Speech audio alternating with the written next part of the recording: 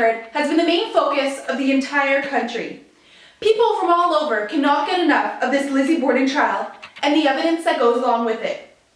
Today, we learn more about the trial and what may have motivated Lizzie Borden to commit this terrible crime.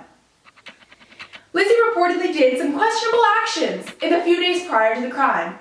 It's reported that Lizzie went to Smith's drugstore to purchase some prussic acid, but the druggist refused to sell her the poison. This speculates that Lizzie was in fact trying to poison her parents, but failed and therefore resorted to using the hatchet.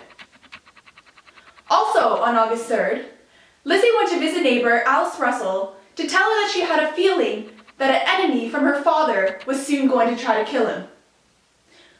Of course, no one in this country can even believe that someone so innocent, so fragile as Miss Lizzie Borden could possibly commit such a despicable and terrible crime. What to do with the information at hand is completely up to you. But let's head back to Lauren Virginia to get some more on the controversy.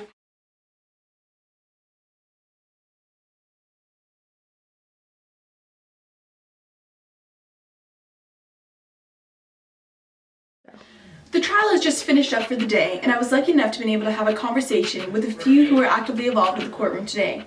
Lizzie Borden had no comment and ran quickly out of the courtroom, but prosecutor William H. Moody took time out of his day to explain his side of the story. We are making some progress in the courtroom. This is a tough case to try, because who can believe that such an innocent young woman could commit such a villainous crime? Very good, Mr. Moody. Now, what are some points that the prosecution's side is trying to use against Miss Borden? We have 6 major facts that will help us to hopefully convict Miss Borden. There are so many witnesses who say that there was a very strange relationship in that family, and that it possibly could not have been anyone else who committed those crimes. The 6 points that we have are very unkind feelings that existed between Lizzie and Abby. On August 3rd, Lizzie was planning the murder and preparing her weapon.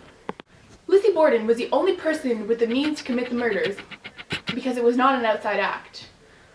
And Lizzie Borden's testimony and her alibi were very contradictory, which proved that she had something to hide. The points expanded include the way she was acting the days before the murders and the mysterious things she did, and how in her testimony she was very confused and often repetitive and contradicted many of her statements. You believe in the justice system, that even though many may think that it's impossible for that Miss Borden could have committed these crimes because she's a woman, that they may look past her gender and into the human being and believe that Miss Borden had committed these crimes.